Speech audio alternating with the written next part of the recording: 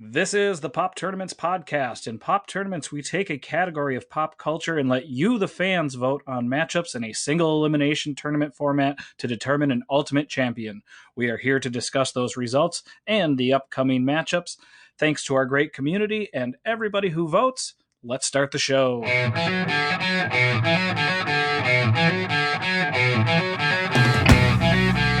What's up, Pop Tarts? Happy Food Week. It is November 23rd, 2020. This is the Pop Tournaments podcast. We are coming to you live from a turkey fryer fire. That's not easy to say. It's keeping us warm, but come on, guys. Learn about liquid displacement. Why does this happen every year?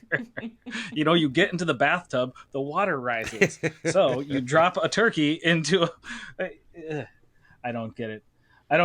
With us today is the turkeyest turkey I know, Ryan Barrett. Ooh, what's happening, everybody?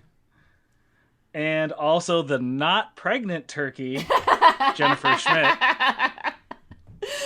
Hello, friends. Little bit of a turkey misunderstanding. Oh boy, I missed that one. This is when old people like me try to use emojis, and also their other friends are old people and can't see little emojis. We will, yeah. We'll give you a chance. We'll give you a chance to explain that in a second. To do at the top here, want to let everybody know this is the Questos and Recos episode of Pop Tournaments Podcast. So, how's everybody doing? Ryan, how was your weekend? It was fantastic. I'm in the middle of a little vacation. Right now it's kind of in a staycation portion, but I got out of town for about 24 hours, which was really awesome. It was mostly just spent in the car. I just drove south. I drove around southern Minnesota and through western Wisconsin a lot. And that was really awesome. Just like getting out on the road, like being by myself, listening to podcasts, listening to music. It was really, really nice. The other crazy thing that happened to me this weekend was so I saw a curl specialist the last two times that I've gotten my hair cut. It's because for those of you who don't watch the podcast or have never seen me before, I have very long hair for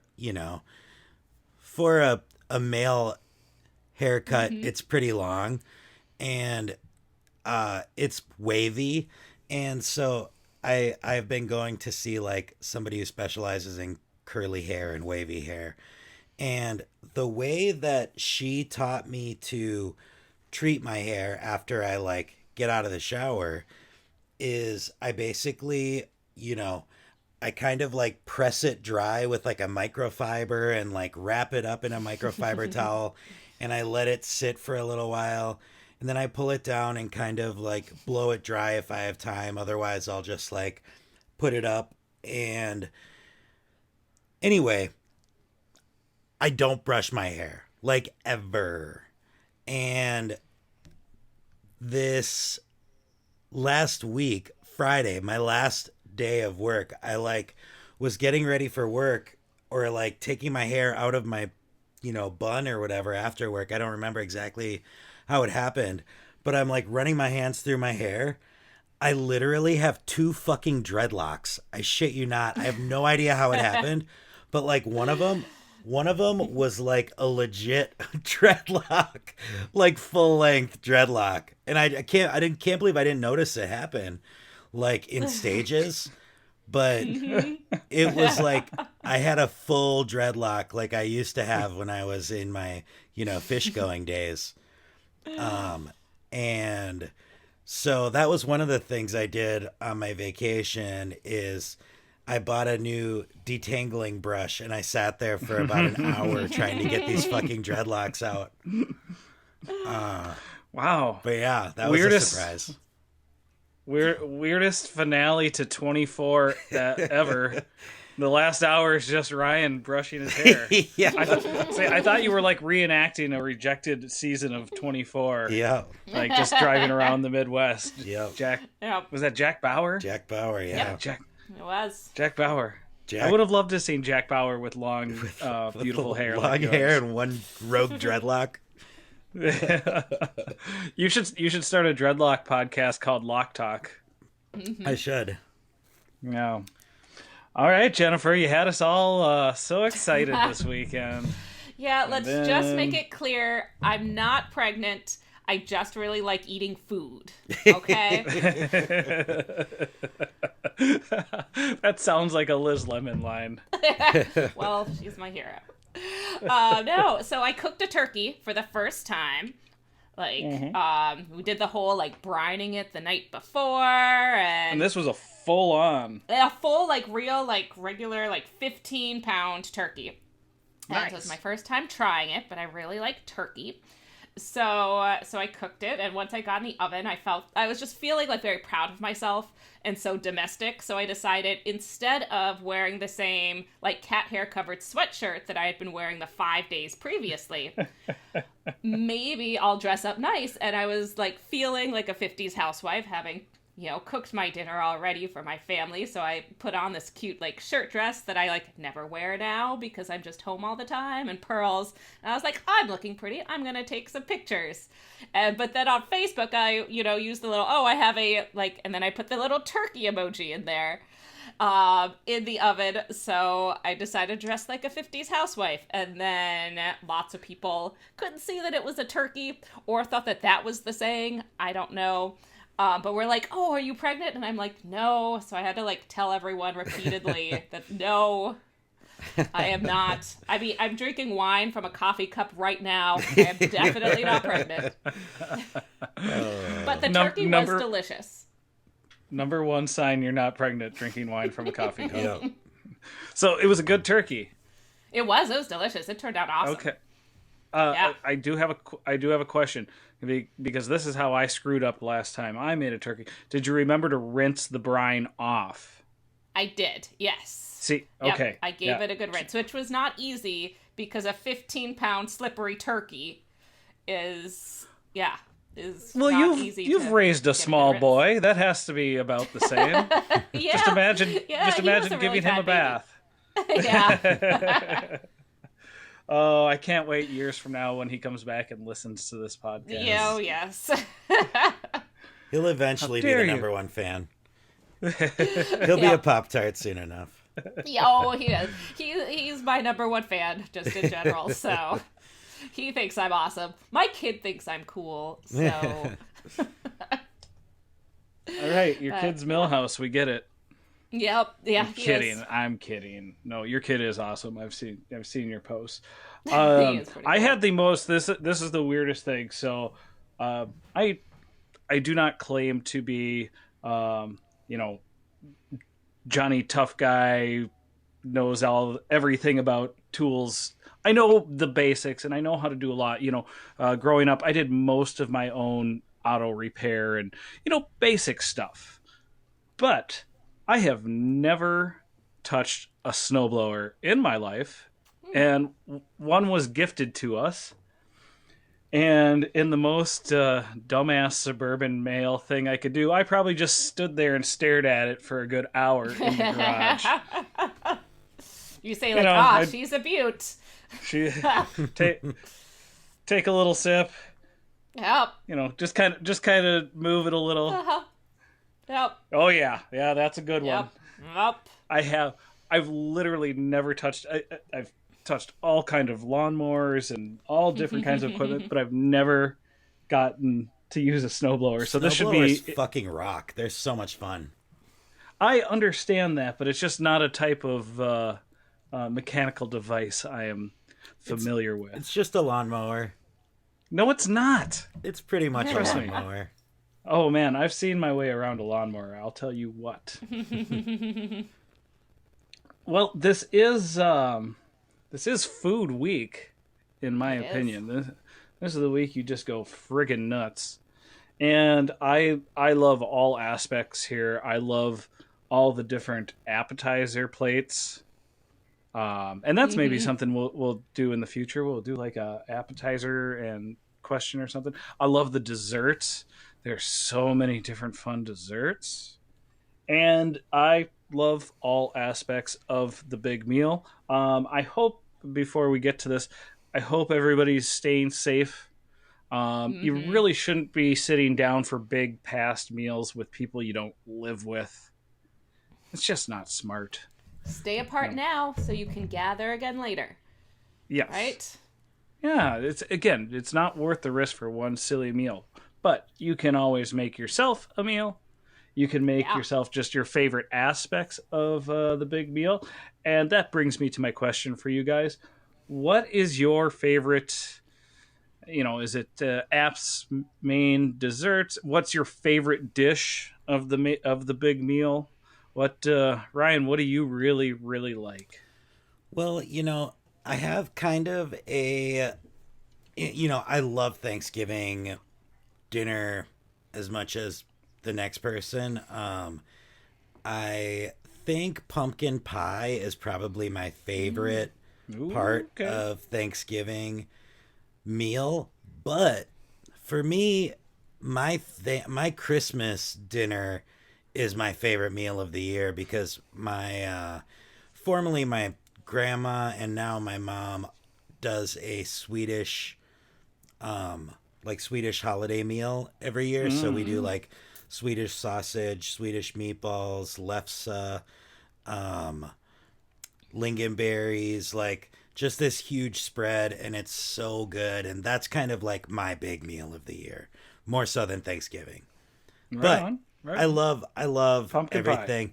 I love making the sandwich, like the leftover sandwich with Mm-hmm. like, Yes, for sure. turkey and Yep. cranberries and, you know, everything. Well, I will say, since you brought up the sandwich, I'm the pig who does not wait for leftovers. I You make do it at myself the a sandwich do it at the right table. there at the table. I I've dump the done that gravy before. all over it. Yeah. Yeah. Oh, I'm just gross. Jennifer, how about you? Do you have a specific meal or specific part dish? I get really excited about cranberry. Like, I like the stuff like straight from the can that you just like slice off. That's probably my Yeah. favorite. Mm-hmm. But one of my friends makes a fantastic cranberry applesauce, and then we get to call it crapple sauce, which is also super fun. And it's delicious. So I like the tartness of the cranberries. And I don't know why I forget about cranberry like all the rest of the year. Like Yeah. we don't have to only enjoy it at Thanksgiving because I love it, but yeah, I forget about it and then I'm like, "Oh yeah, cranberry sauce." And it's great with turkey. It's great like with a little mashed potato or a little bit of stuffing. But yeah, I'm all about cranberry.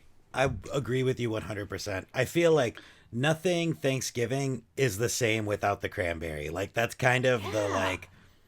the MVP. I don't know about the MVP, but it's the thing that ties everything together. Like Mhm. without cranberry, Yep. everything's just dry and like Yeah. white. Everything's just Yeah. Mhm. white and Yes. and brown. And then there's that Mhm. little spark of color in the That middle of pop the of red. plate. That Yeah. Yep. Well, speaking of needing color, and not my official answer, but I do love, both Thanksgiving and Christmas, because anytime there's a nice gigantic relish plate, because Yeah. I'm always accused of not eating my vegetables, but give me some pickles, some olives, some celery, some Mhm. carrots. Maybe throw some radishes in there, or not for me, but I know people love the broccoli and the cauliflower in there. Just a nice big colorful plate. Uh, but again, being the garbage person that I am, my favorite dish, and it's not even a dish, is just dipping the bread in the gravy.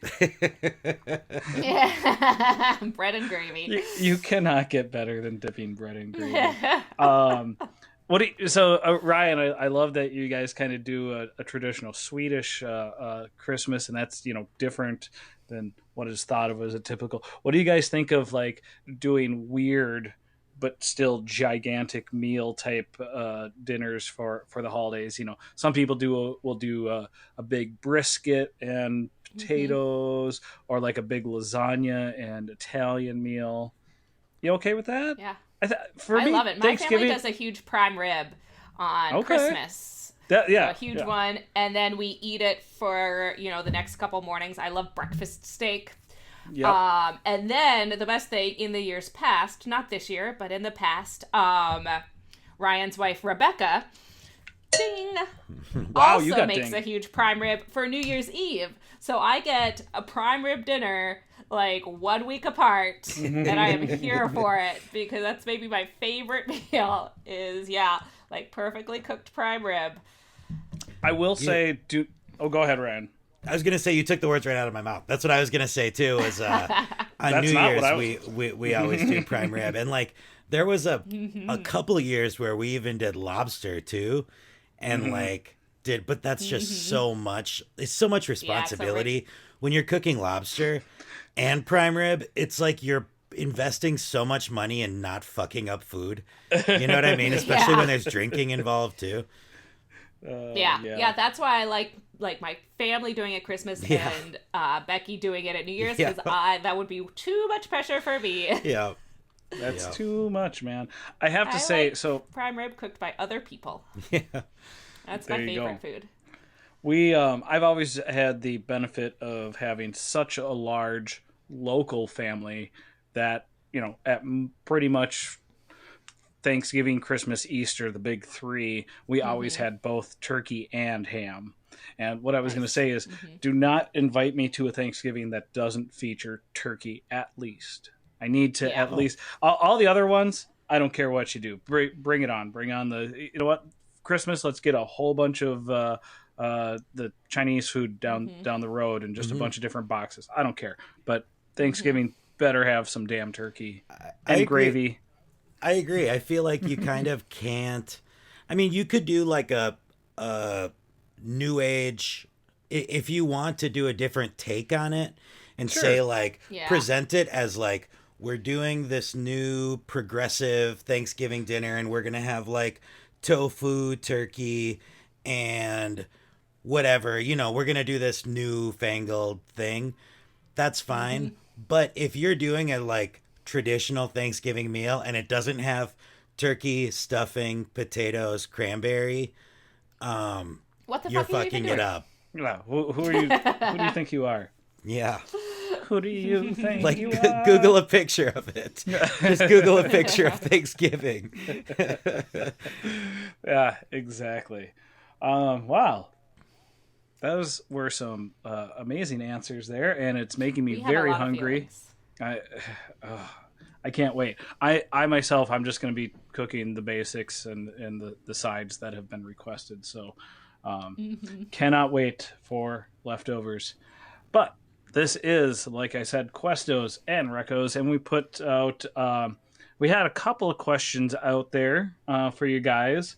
A few weeks ago, we asked you about things that needed to be rebooted, and then more recently, we asked you about SNL casts, and I thought it was really we got some really good stuff.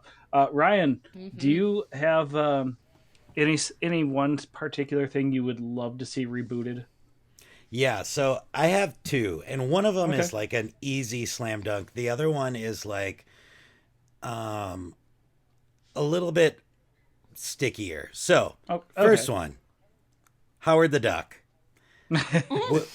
We already had the stinger at the end of Guardians, and it's kind of now entered the like conversation that like, did you know it's actually a Marvel character and blah blah blah. I'm like, you could totally redo Howard the Duck, make it like Guardians esque, like or like Thor Guardians Ragnarok, works. where it's like a Marvel comedy. I think that could be a fucking smash. Like it could be done so well within the right hands. And yeah, I think it deserves to be because I mean, I think a lot of us enjoyed Howard the Duck as a kid. I'm sure it's not that good now. I haven't seen it since I was like 8, but I thought it was great. I haven't either. I remember like the Howard the Duck song in it. I remember it takes place in Cincinnati. I remember the duck boobs in the bathtub. I remember bits and pieces. I remember it has Principal Rooney from Ferris Bueller's Day Off. Okay. Mm-hmm. Can I tell you real quick what I remember about this movie? I remember one night after a very, very early What Have You show, we tried to sit down and watch this movie, and we both looked at each other and were like, we have to turn this off right now. That sounds familiar. Sorry. But my other one, and this one, like I said, is kind of in the same realm, in like the comic book world, but Teenage Mutant Ninja Turtles. Hear me out. I know that it's been done. It's already been rebooted recently. Yeah. But I feel like if you were to do like an R-rated, like a Deadpool style Teenage Mutant Ninja Turtles, An R-rated one, like the original comic was, because originally it was like really dark, and they really did have an attitude. It wasn't just Raphael, and I feel like you could make that really cool too, and it would be, how I'm envisioning it. Like I said, it's kind of like a, maybe PG-13, but I would love to see an R-rated TMNT, like where it's just like really violent and like they're like swearing, and I think that'd be great.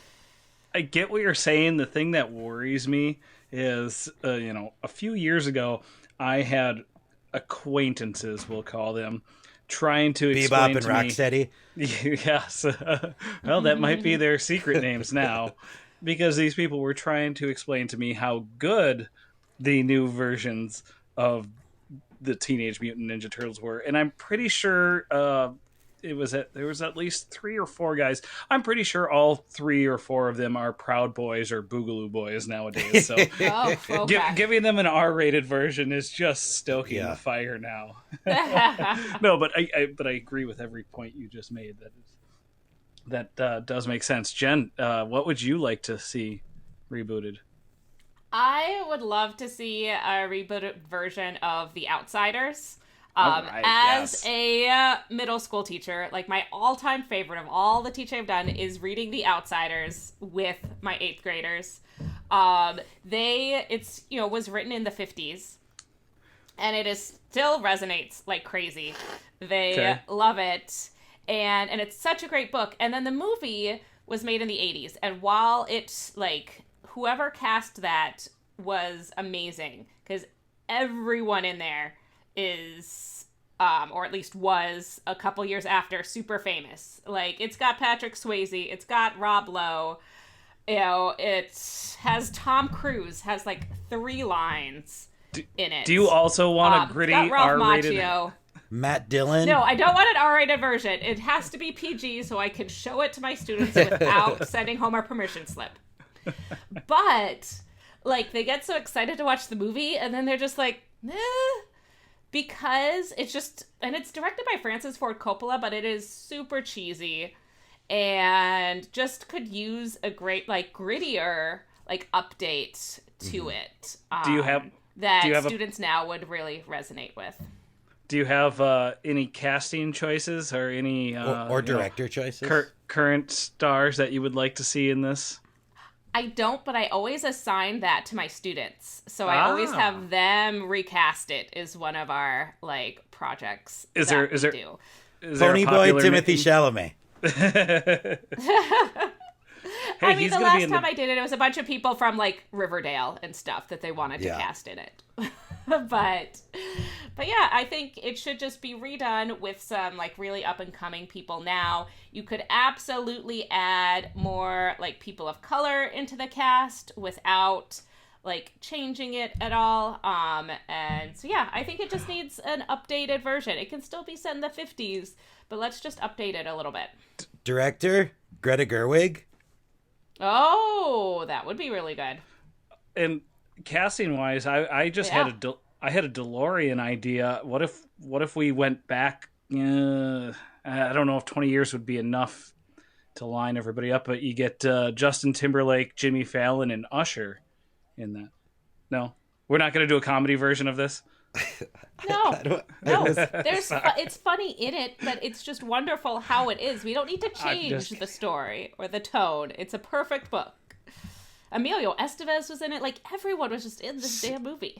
C. Thomas Howell. It's just not that good. C. Thomas Howell is like the least famous person in it, and he's pretty famous for an 80s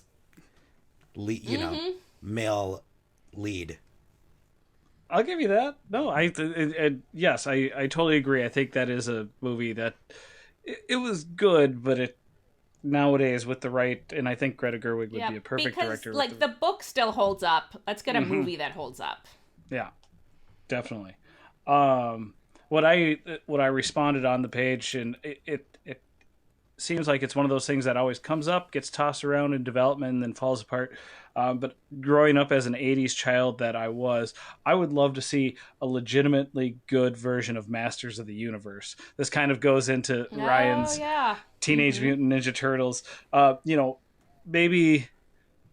Maybe a little less toxic masculinity and lean more into that homoeroticism that they had going. I don't know. Maybe it's just a porn. Some more homoeroticism in my movies. No, that seems to go hand in hand. There seems to always be the toxic masculinity and the homo. Because they're just so angry at themselves. They want to go get some, like Top Gun. Yeah, just let loose, guys. Don't be so angry.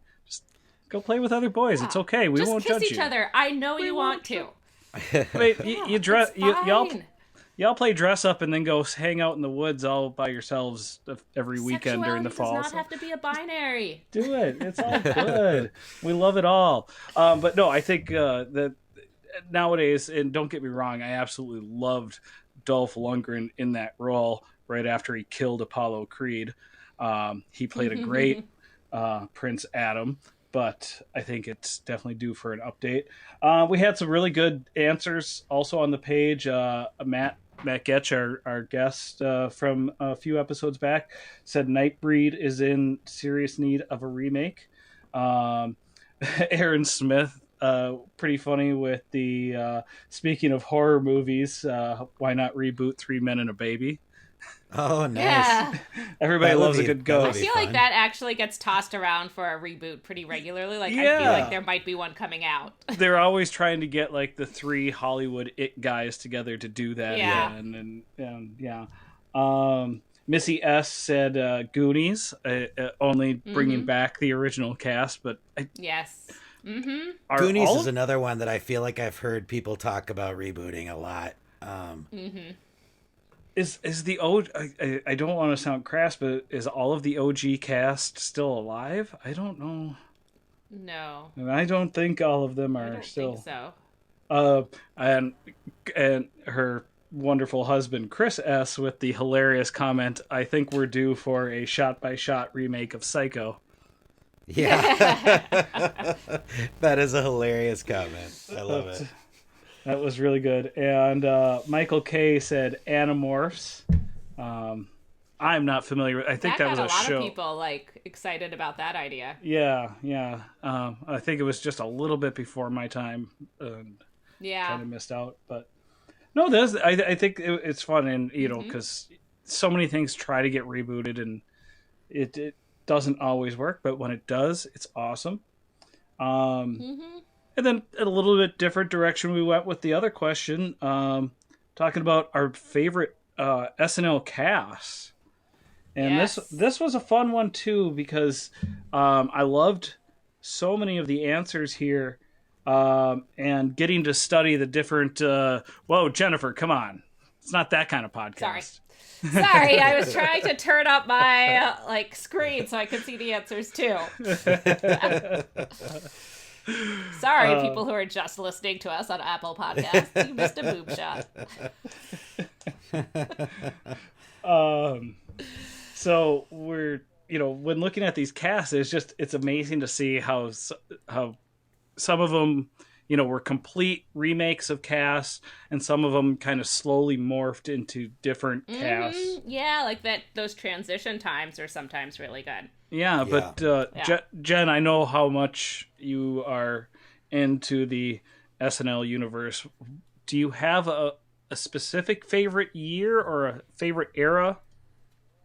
Yeah, I agree with Lorraine P. She said 2001, and I thought that was a great one. That was like still Will Ferrell, like Chris Kattan, and then we had like the beginning of all the women. It's like Tina Fey was running the show then, and Amy Poehler, Maya Rudolph, Anna Gasteyer were still on there, but then we had a lot of the newer ones kind of coming up too. And so Horatio Sands was there by then. So that's probably my favorite. You love tragic years. I do not. I think it's an amazing year. So No, I think Will Ferrell's 2001, dude. Rudy Giuliani hosted, didn't he? He did. That's true. No. Okay. Yeah, but No, he had a great he line. Why came start on- now? Like Yeah. Rudy Giuliani's like peak moment ever. Is it all? Nope. Like We're Lord all asks him, getting is our it facts okay to wrong. be funny? Yes, he was not the host though. That was just the Yeah, he was intro. just on for the.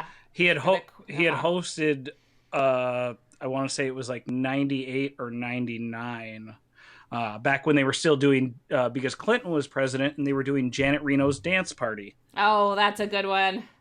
Yeah, So- that was a good time. Giuliani did not host it. We should play SNL trivia sometime as like a only if I bonus can be on your episode. team, Jake. No, amongst the three of us as a Ah. bonus episode. Maybe. So I'm just kidding. I don't want to compete. I just want to celebrate. Yes. Ryan, but- what was your favorite cast? Uh-oh. Okay, sorry. My computer froze there for a second. The first thing I thought of was like the Farley years. But Yep. Yeah, that was my the first thing thought too. the thing is though, he was kind of part of two eras, you know? He was part of like the Phil Hartman era, if you will, and then he was kind of part of the I don't know. The Bad Boys. Yeah, I feel like they were kind of Yeah, like the Dude Bro time with him and David Spade Yes. and Adam Sandler Yep, and yep. stuff. Yep. and I really like both of those. But I really what it came down to, I think that I could demarcate is I love Norm Macdonald as a Weekend Update host. Yeah. I think that those were my favorite years, were the years that Norm Macdonald was doing Weekend Update. And subsequently, I feel like my least favorite years were the years that Colin Quinn was doing Weekend Update. Like, I feel like that cast just kind of fell apart, and they had to like start from scratch with the new, what became that great, like, Molly Shannon, Will Ferrell, whatever cast. But when that first started, it was like rough. Yeah. But the more I've been thinking about it, though, I kind of love like 2010 too.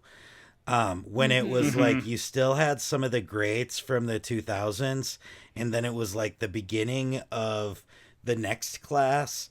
But then there were a couple, you know, great like all-stars who were just in it for a few seasons. So like 2010, for example, there was like Fred Armisen, Will Forte, Bill Hader, Andy Samberg, Jason Sudeikis. But then you had like Jenny Slate and Nassim Pedrad, who I loved. She was somebody who I really missed. She was so funny, and then just kind of like, yeah, at least she was on a couple years. Jenny Slate didn't last too long. No, but- definitely Yeah, Jenny not. Slate dropped an Nassim was there F-bomb for a and she while. only lasted one season. Yes. But Kristen Wiig, Kenan Thompson, obviously, Bobby Moynihan. Yeah. Yeah. So, you know, it was kind of a all-star cast looking at it now, but yeah, I really liked those years too. I thought they were very solid. Yeah, see, I was really with you right in the same range there. For me, it was 2011. The thing that kind of sucks is that so many, you know, going back and looking at just the list of the cast and reading the names, and you go, oh, that was an amazing cast. A lot of times they were just hampered by terrible choices for hosts, Yeah. during those seasons, a lot of them. And also, one of the things I really recognize is a lot of people, really like to refer back to the different casts between 1990, let's say even 1989 to 2000, and talk about how great they were. But if you go back and look at the specific cast list of even each one of those seasons, it definitely seemed like every year they were kind of divided into cliques. And Ryan, you kind of talked about that. The one that kind of spanned it was Phil Hartman, and he came back even after leaving the show. He came back and hosted twice right away, and was supposed to host a third time. Tragically, we lost him too soon. But it was weird because I definitely do love those 90s seasons, and I loved both halves. I loved the bad boys, and I loved the people that had been, had stuck around since the 80s. I think I texted both you guys. I'm in the middle of rewatching. I went back and started in the 86-87 season, and I'm into the 87-88 season. I just watched Carl Weathers. Oh, nice. It must have been. It's so funny. He didn't mention it in the monologue, but it must have been right before or right after Predator came out. So it was. It's an interesting rewatch, and so I was going to say, because I've also been watching a lot of clips. Ryan, I promised roasting you.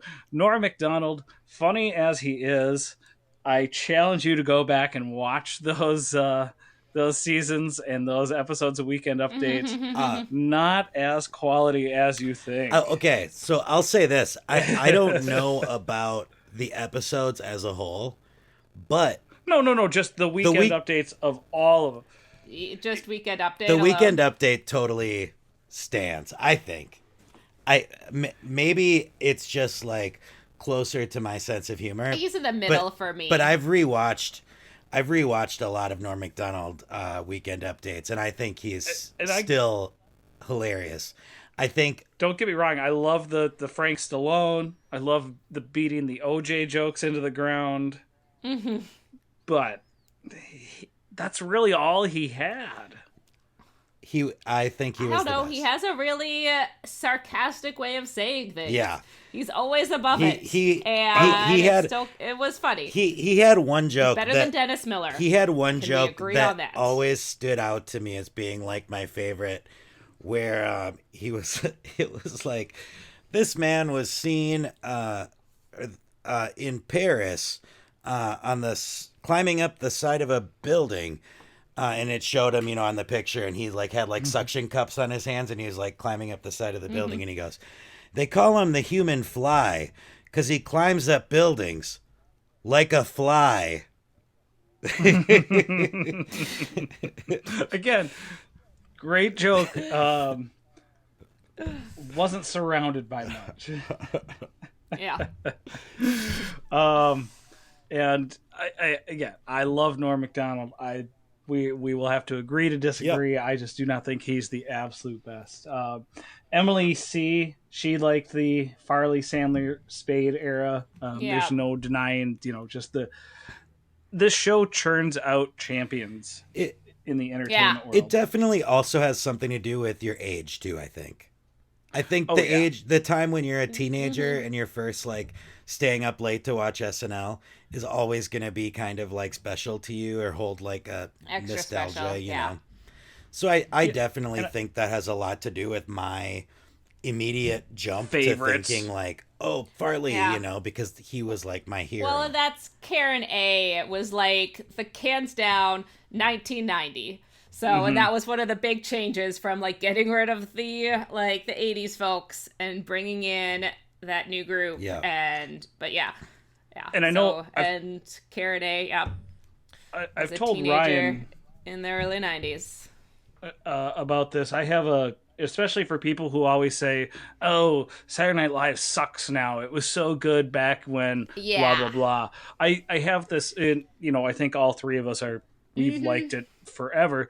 But I have this 5-year theory about it where so much of what goes on, yeah, if you're not into it at the time, it's a lot of jokes that all of a sudden 5 years later, you're like, that's actually really funny. Or that's the direction that kind of the whole comedy spectrum goes. Or You some know? of them aren't funny anymore, you know? Like, there are, like, casts, and Right. especially, like, weekend updates, like, where it's, like, it's only funny if it's, like, happening right now.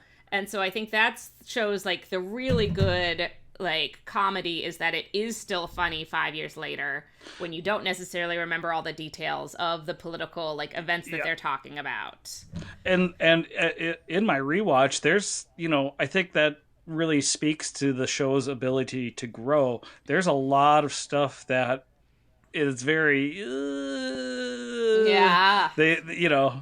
so some sketchy material, but even still, you understand where they were coming from and how they've grown, and found different ways to approach those subjects. Joe M also liked the '93 cast. Again, the full cast. You had Chris Rock in that one. John Lovitz was still around. That's crazy. Let's see. Brad B mentioned that '90s era, but also bringing it back to the 2000s, and really, we see again how decade after decade the show is just producing big big stars that go on to do I mean, bigger Brad and better S. things. We've been like hating on the '80s casts, but Brad S. like said 1988 to 1992, and he's like, "There's Wayne's World, Sinatra Group, Chippendales, Church Lady, and Phil Hartman," and it's like, all right, you're right. I remember all of those. Like, Church Lady still cracks me up, and obviously Wayne's World. Then the Chippendale sketch is like the one of the top 5 sketches ever. So, And another thing ahead, too Ryan. that I think should be in consideration for me is the Eddie Murphy years. Like 1982 to 1985 he didn't have a or lot of something. other people on there though. Yeah, they're but would just that the be your Eddie Murphy favorite? years. That's It's the just problem. Eddie Murphy, yeah. It's just It's just Eddie Right. Murphy But and his- Joe yeah. Piscopo. Eddie Murphy and Joe Piscopo. But And Joe Piscopo. Yeah. Who's like, that shows you how bad it is. yeah, really. But I mean, that was kind of my big introduction to Saturday Night Live. I remember first, there was a special on. It was the 15-year anniversary. So what? It started in '77. So that must have been 19. Yeah. 91, 92. Was that Right in yeah? there. Yeah, Yeah, 15 it was either years 76 after. or yeah. So it was the 15-year anniversary. I think that was right. And my parents like recorded it for me, and that was kind of my introduction to it. Maybe it wasn't the 15th year. I don't remember. But it was like a special where they showed like all the greatest moments from the first however many years of Saturday Night Live. And I immediately fell in love with it. But my next thing that I became obsessed with, because that was still like too late for me, you know what I mean? I was too young. The next thing I became obsessed with was the best of Eddie Murphy Saturday Night Live. And I watched that fucking videotape 1,000 times. I like know every sketch on there backwards and forwards. And so, yeah, I definitely like you make a great point though.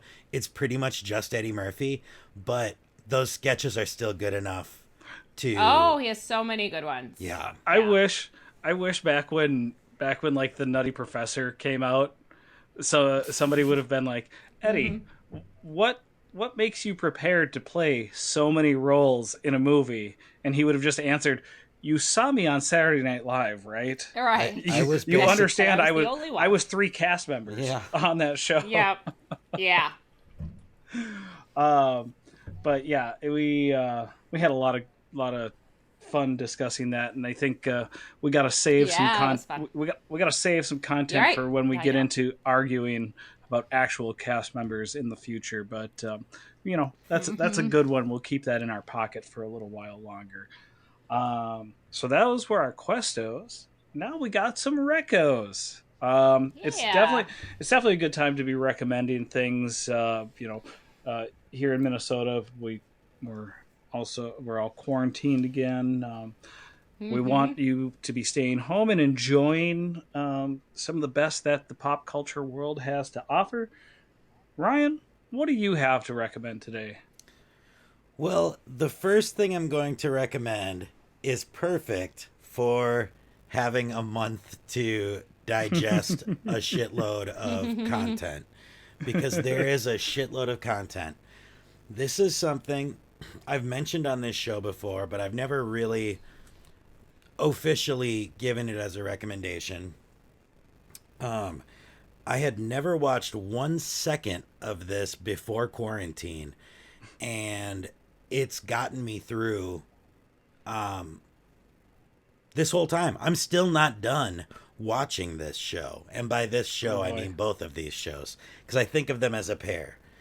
These two shows are The Amazing Race and Survivor. Yeah, yeah. Um, they, Amazing Oh God, Race, no. Amazing Race has like, I think 26 seasons or something. I could, Mm-hmm. and I think Survivor has 40 seasons. Oh Um, God. so between the two, I mean, there's like 13 episodes, 13 45-minute episodes in every season. I mean, when we were on full quarantine, I was knocking out a season like every 3 days. Oh my And god.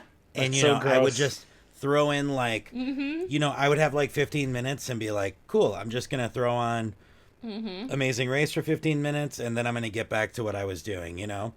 And now I'm going through it a lot more slowly that I'm working full time and whatever, but it's still like I still watch other stuff, but it's just something that I always have as like my time killer Mm-hmm. show. When I'm like, I don't want to get into anything right now, or that's Mm-hmm. I really want to start American Utopia, but I don't want. I'm not in the right headspace for it right now, so That's I'm me just in the gonna watch. crown. Yeah, I'm just gonna Yep. watch some more Amazing Race. And it was funny because I started with Amazing Race and I was just crushing it, and then, you know, a month into quarantine, that new season of Survivor started, and everybody was talking about how it was like the best season of Survivor ever. So I was like, let's watch it and let's see. I don't Mm-hmm. think I'm gonna like it, but we'll see.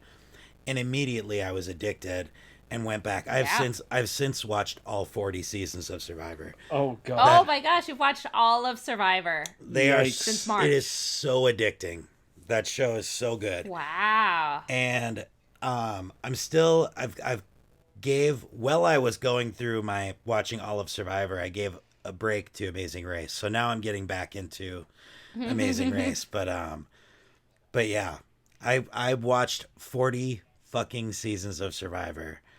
Jeez. And Impressive. that's I watched Survivor back like when it was like in the early 2000s. yeah. But I think the last season I remember was like Boston Rob, or at least Yeah. he's like the one like name that I remember But the latest. But that's all I got. Boston Rob is so great, and he's in like and he's not great. He's a douchebag, but he's great as like a character. You're as a But character, yeah. he's also in like 8 seasons of Survivor. He comes Right, back so okay. many I think it was times. the first time. But they're just really, I mean, Survivor's addicting. It's really good. And if you like tried it once in the early 2000s, or you got into it and were like, whatever, it's not really for me, just give it another shot. It's really fun. Yeah. And I'll like, keep that in my pocket. yeah. That's a great idea. And they're all, I'm pretty sure it's both of them are on Hulu. So you can, I mean, it's just, I mean, if we weren't in quarantine, it would be a decade worth of content. In quarantine, it's months of content. You know what you sound like? It sounds like if you tried weed back in the 70s and it tasted like hot Yeah. garbage, just give it a try again now. Give it a try now. You're going to like it. Huge improvements. Jesus. Oh, the brain sludge was was seeping through the computer into me and making me Jeff Boston Probst. Rob. Jeff Probst is a fucking amazing host, too. He's so great. Yeah, he is a great host. I will definitely give you that. Yeah, he is. You know what? I'll go to Yeah. his house for a dinner party and nothing else. Because he's a great Agree to host. disagree. It Because really he's a is, great though, host. Yeah, no, I He's get a your great joke. host. I get it. But, I get it. But it's coming with a lot of disdain for Survivor, which really, and Amazing Race, which aren't bad shows. Like, they're not, like, trashy reality shows. We're not talking about, like, the Kardashians or anything. No. Like, I enjoy, like good competition reality shows. And I will definitely... Survivor definitely is really interesting. I will definitely say Amazing Race has a lot more, like, educational, quality to it than Survivor. Survivor is a little more soap opera-y, and Amazing Race is you at least, like, get to see different places all around the world and see, like, different cultures. Yeah, and, Amazing Race is kind of like a Top Chef type of reality show. Like, that's one of the, like, the better ones. It's a little more highbrow. Survivor is still really interesting. It's just a little more like MasterChef. Yeah. Kitchen. Like, that's a perfect example. I watch a lot of reality television, clearly. Hey. And, there's room for MasterChef and Top Chef. I love them both. Yeah, sometimes you're in the mood for one, and sometimes you're in the mood for the other. Yeah. I mean, I know it's garbage, but it's rich people garbage. It's not like typical garbage. It's so much Not I'm just kidding. It's not garbage. No, but that's Vanderpump Rules, which I also watch. Okay. That show is hot garbage, and I still watch that too. I'm just screwing with you guys. So then, Jennifer, what would be your first recommendation this week? Well, I've been watching Netflix Christmas movies, so you all don't have to, and I'll tell you about them. So I've watched, like, the two big Netflix, like, the big ones that just came out this year so far, like, that they obviously, like, threw some money at. So I'll start with the one we watched first, which came out a couple days earlier, which is Jingle Jangle, A Christmas Story, I think, which sounds terrible. It is not. I actually, like, recommend this movie. Definitely to, like, families looking for, like, a Christmas movie to watch, like, with kids. But I think this one's got enough for, like, adults to watch, too, and enjoy it. It's Forrest Whitaker will be our main character. We've got Felicia Rashad in there, like, bookending it with her story. We've got Keegan-Michael Key is our bad guy. And then Anika Noni Rose, who I love from Dreamgirls. She's the one that was not Beyonce or Jennifer Hudson in Dreamgirls. And so it's a musical. And this has, like, excellent songs and really great, like, musical production numbers overall. Like, it's clear Netflix spent a lot of money on this movie.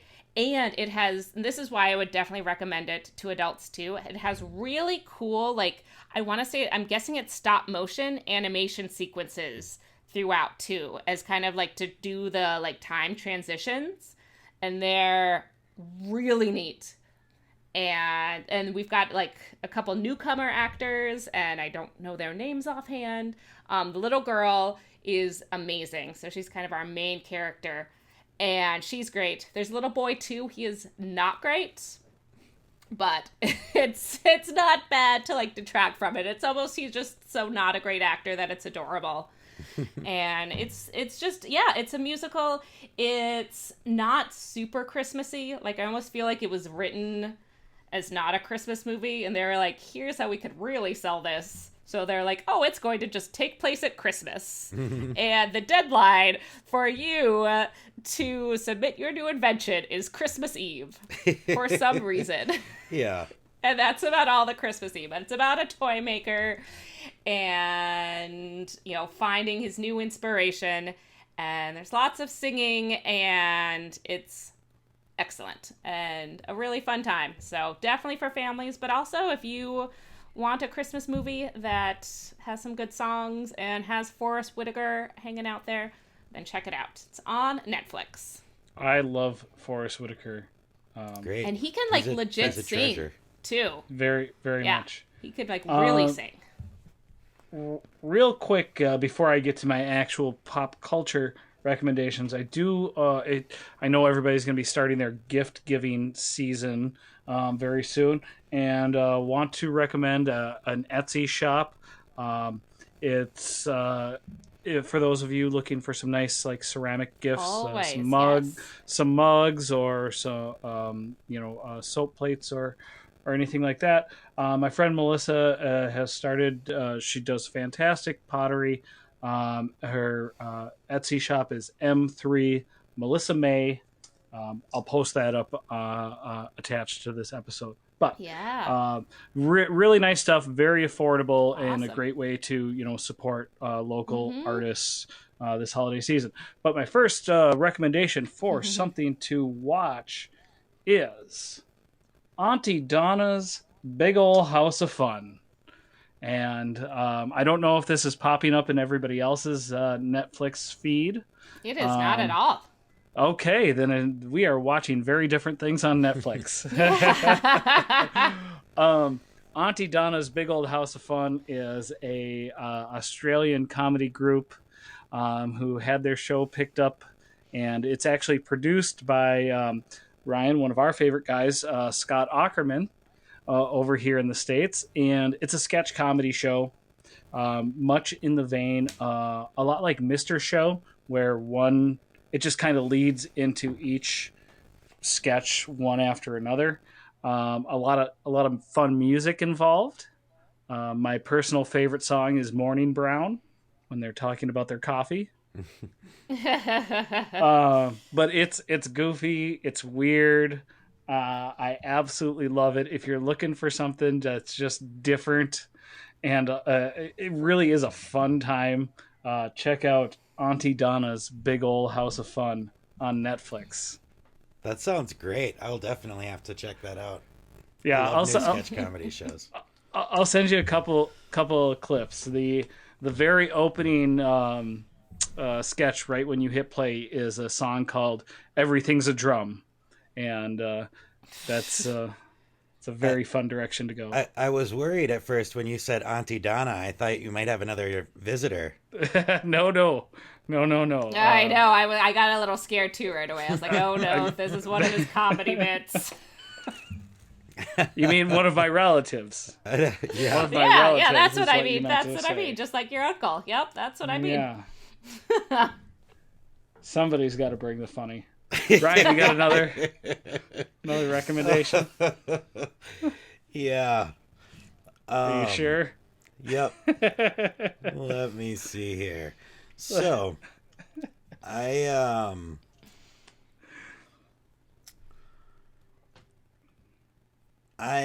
will say, I know I just mentioned this. I can't give it a full reco yet because I haven't finished it. I just started it this morning, but I've already recommended it to one Judy Barrett and Tom Barrett, her husband. It is David Byrne's American Utopia on HBO Max. It is. I literally I started it this morning, and I watched the first 45 minutes without taking my eyes off the screen. It is absolutely incredible. It's every bit as mesmerizing as Stop Making Sense. And a lot of the songs, I'd say half the songs were new to me. Nice. As somebody who's a diehard Talking Heads fan and knows, every Talking Heads song, to hear, I don't know much of David Byrne's solo stuff, so it's kind of a good mix of both, but really amazing choreography, the way the whole show is set up. All the people involved in the show are so interesting to watch. And yeah, it's just really, really cool. But the movie I will recommend is called Shithouse. Interesting. Now, Shithouse is available for rent right now. I believe it is $6 to rent, so it's on demand. It's a new movie, but it is absolutely wonderful. It It's on Amazon Prime Video or on Amazon Video. It's not free. Yeah, but But to rent or buy. yeah. It's kind of reminded me of Before Midnight, or Before Sunrise. Sorry. That kind of for part of it. It kind of has that sort of vibe, like a romance movie, Yeah, talky romance. Yeah, like conversational, getting to know you sort of romance, like first love at first sight kind of thing. But it all takes place in like a dormitory, and it's like it's on a college campus, so all the characters are in college together, and it's very much it kind of oscillates between romance and like drama and with a little bit of comedy thrown in, but it's just a fantastic movie. I mean, it's one of my favorite movies I've seen this year for sure. Awesome. If you like coming of age movies, if you like I wouldn't say rom-coms per se, because this movie is a little more like challenging than a rom-com. There's a little more like not everything's like thumbs up. It's kind of like love it, mucky. No, but everything's a drum. Everything's a drum, yeah. But it's just I can't say enough good things about it. It's got it interestingly enough, I didn't know the star of the movie, but or the male lead, I guess I should say. It's kind of a two-hander. 2-star. The male lead is also the director of the film, or the filmmaker. Okay. And the female lead is Xanthibi from is that her name, from Incredible Kimmy Schmidt? Or not Incredible. Oh, Yeah, I know who you're talking about. Yeah. Zan. The I can't remember. Zan, I can't remember the full name. Yep. The teenage daughter. Yep. So, and she's just great in it too. But it's definitely like, there's some heavy stuff, but it's just a great movie. I can't say enough good things about it. It's 100%. I mean, Jen, knowing that as somebody, I don't know, knowing your movie taste, I know for sure you would absolutely love it. I would say as somebody who liked like Short Term 12, you would love this movie. Oh, my favorite movie. Yeah. This is one of your first recos that I'm like, okay, this one I have to check out. Like, usually you're talking about it, I'm like, nope. Yeah. Ouch, that's not what we're supposed to do with recos. Yep. No. What you're supposed to do with recos is get the right people to watch the right things. Exactly. Right? It's all about creating a successful marriage. Yes. Well, but this one seems right up my alley. Jen, do you have oh, go ahead. Sorry. But Jake, I think you would like it too a lot. Okay. I know you loved the movie Adventureland. Yep. This also has has some kind of similarities to that as well. I might have something similar to tie that into, but I don't want to skip over, so I will hold my comments. And Jennifer, yeah. Sorry. That, by the way, they kicked me out of the French Legion. That's why I have the turkey hat instead of the beret. they didn't like my attitude towards things. So, Jen, they said you're a real Raphael. Yeah, you're cool but rude. Do you have another recommendation for us? Yeah, I mean, I wouldn't call it a recommendation, but the other Netflix Christmas movie I watched was their other big release this week, which was Dolly Parton's Christmas on the Square. There we go. So this was, this is, they definitely, I mean, through some money, less money, it was a very small set that they keep using. And it feels like a community theater production. And I could say that with confidence because I have been in many community theater productions. Many. And this is a movie. You know? Okay. I love Dolly Parton deep into my soul. And I feel like she's like the one thing holding America together right now because she is literally the only thing we can all agree on. Well, yeah, Dolly Parton is amazing. Everybody should watch this movie because Dolly clearly spends her money correctly and funds the right things and saves us all. So let's just give her more. Yes, exactly. And she wrote music for this. This is another Netflix Christmas movie musical. And so yeah, she wrote all the songs and she is in it. She is playing an angel, and you can tell at the beginning because there's like really cheesy special effects that make her glow all the time. And it stars Christine Baranski, who is always wonderful. Nice. Yes. Yes. Great. But in this movie, you know, it's a lot of the like Hallmark movie tropes with, you know, she's the mean lady from the city who has the high-powered job, and for some reason she now owns the small town. And so she has sold this whole town to a developer who's going to build a mall. And sounds like ski school. She's given them a week notice that they all have to move. And like she has sold all their businesses, so they'll get a check for all of their businesses because all of this, you know, takes place basically like in the square and kind of like all the small adorable businesses around it in this like adorable cute town that she has come back to. And she just needs to learn the meaning of Christmas. But the reason why she hates the town is like really kind of weird and tragic and dark. And we're like, wait, what? Is it going there? And it does. And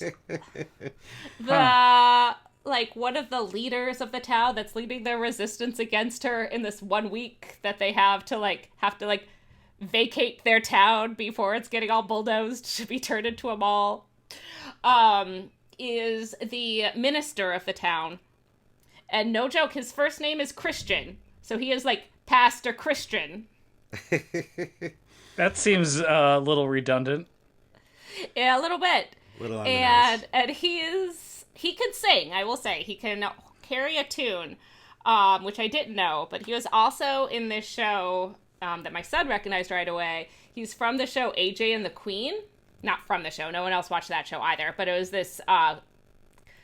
I don't 100% recommend, but I really enjoyed AJ and the Queen, starring RuPaul, about a drag queen and a stowaway little kid and their tour through America. But anyways, he was the villain in that one.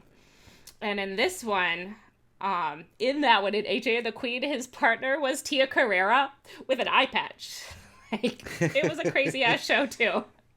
Wow. But this one, he's Pastor Christian. No joke. All right. And he cannot act. So anyways, it's a hot mess of a show. It has a couple cute songs. It's very much, if you regularly enjoy like Hallmark Christmas movies or Christian movies, it definitely has some very religious overtones. And you want to watch something with Dolly Parton, then go for it. If this does not sound up your alley, but you do want to watch something with Dolly Parton that is much better, I recommend Best Little Whorehouse in Texas. I recommend Steel Magnolias. She's not in it, but I recommend Dumplin' on Netflix, which came out about 1.5 years ago, and is like all about Dolly Parton's music. And even though she doesn't appear in it, she is a very strong presence in that movie, and that one is fantastic. But if you really want a bad Christmas movie and Dolly Parton, then Dolly Parton's Christmas in the Square. All right. I will definitely check out Tia Carrera in an eye patch. Yes, I haven't that's heard. AJ and the Queen, and it's that movie's a lot of fun. Or show, it's a show. It's 10 episodes. It's a good time. I don't know who it's meant for, except for just me and John. But that show, if you want to watch some drag queens, then go to AJ and the Queen. All right. I will make my quick connections here. First, since you brought up Christmas music, I do want to mention, because I know you purchased it, I also listened to the Anna Gasteyer Christmas album, It's and it so was good. fantastic. Thank you to So whoever on That the was Facebook page Laura recommended Meyer it. Schmitz. Yep. Laura Well Meyer done. Schmitz, thank you so much. But my last recommendation, and it also is one that you have to purchase, not a rent, or you have to rent, not a not free anywhere. But a little movie from 2008 called The Whackness, and this is also a coming of age that's a movie. good one. Mm-hmm. Starring Sir Ben Kingsley. But I am sorry, not starring. He was not. He's in it. He's second build. What's funny is this was she got a lot of buzz about it. Mary Kate Olsen from Full House had a small role in this. Oh yeah. She would have been like a supporting actress. But it was starring Josh Peck, who actually did appear in 2 episodes of Fuller House, which Mary Kate Olsen refused to come back and do. So Yeah, maybe she got him the audition but didn't want to come back herself. But great coming of age movie, takes place in 1994. It's about a senior class. It's the summer after their senior year, and it deals with a lot of different class relationships and the idea behind human feelings. So Ben Kingsley plays a therapist, and Josh Peck is seeing him, but he's paying for his therapy sessions in weed because he's selling weed out of a rundown ice cream cart in New York City. There's a hilarious scene when he goes to see his supplier, and the supplier's got this big blaring music going, and he goes, "Oh, don't you know who this is? This is Biggie Smalls. He's gonna be the next big thing in rap." And it's just it's so cool to hear. I believe that role was actually played by Method Man. I'm not 100%. Oh, okay. But yeah, really just I think a good movie that kind of got passed over a few years ago. And Ryan, you're right. I do love a good coming of age movie. So it is. It had Olivia Thirlby too, who was so great in Juno. She Yep. was like the best friend in Juno, and then delightful in this one too. then I wish she had done more. Like, why are we not talking about Olivia Thirlby all the time? She's great. Yeah, and I think the kid's mom, Famke Johnson. Yeah, she was Jean Grey, the original in the X-Men, the first series. She of X-Men. was. She also had a very memorable turn in Nip Tuck. Tuck. Yes. Yeah. So a lot of good actors in it. Season 2, I think. Yeah. Yeah. Go check out. I love The her. She's Whackness. Famke Johnson's one of my favorite like actresses that no one's heard of, and that's why I know I'm right hanging out with you guys because you both know who she is. She was a Bond girl too. She right? was. Yeah. Like I remember, like when she first came out, being like, "Whoa, I am very attracted to you."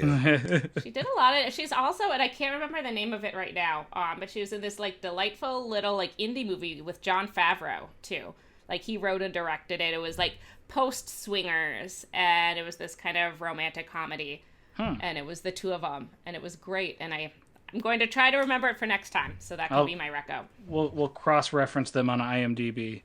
Yes. Well, I apologize, and I thank everybody who stuck with us. We're running a little long, but it is Thanksgiving. Does everybody, if you can do it in one word, Right. do you have something you're thankful Right. for, Ryan?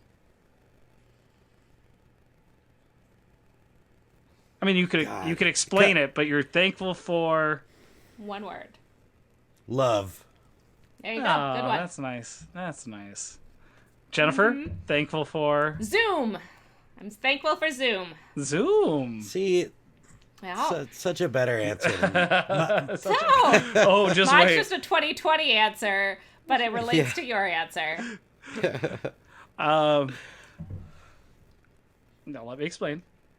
I am thankful for boobs, and I mean what I mean by that is the bunch of people from a certain party that keeps embarrassing themselves on national television.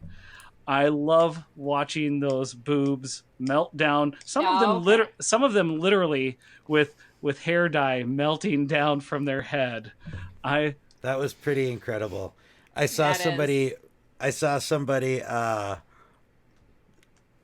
make reference to Aliens, where Ian Holm, the android character, is like dripping out his like android juice. Yep.